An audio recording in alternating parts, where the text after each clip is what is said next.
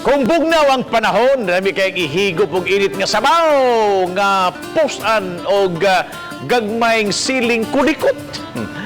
Sama na lang nining nilarang nga indong o eel nga gitawag usab sa uban nga ubod. Atong tilawan mga kapuso ang nilarang nga endong sa Pasil nga pinangita kayo sa kadaghanan. Ani ang report. Dili makompleto ang pag-adto sa Pasil kung dili mo higop sa init nga sabaw sa ilang nilarang ug tinulang mga isda nga giluto sa mga dagkong kawa. Adunay ulos sa pakul nga larang na usay lawas sa tinula. Apan ani ay bag-ong luto nga nilarang. Indong kuno ang ngalan sa isda. Abi na kung unsa ni. Aha, ubod o eel di ay nga dakong bersyon sa bakasi.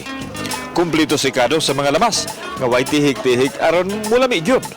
Apan mas makapadugang sa lami ang kinaraan nga paagi sa pagluto tungod kay kahoy man ang sugnod sa ilang pagluto.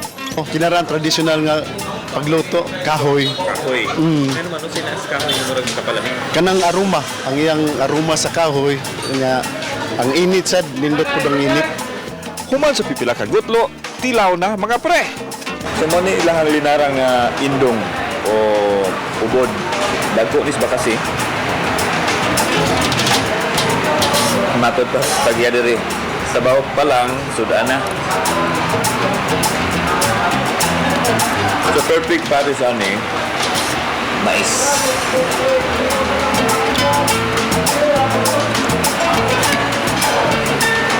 Mas nindot kung halang-halang.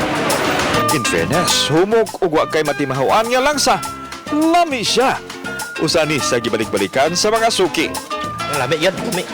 Panington kag maayo. Okay boss, lami kay hanghang ba. Oh, paningot dobling bayad siguro ni kay paningot ug mayo. Secret ingredients ninyo? Kanang kuan dagali kanang suka, asin, bitsin. Kanang inato na yun. Inato ra gyud ni nga timpla. Oh. Ano ba tayo sabot ganina kung di panington, dili mo bayad niya. Sa man paningot ng tagtinigop sa baw, so bayad ta. Kauban si John Solon, ako si Alan Domingo. Balitan, Bisdak.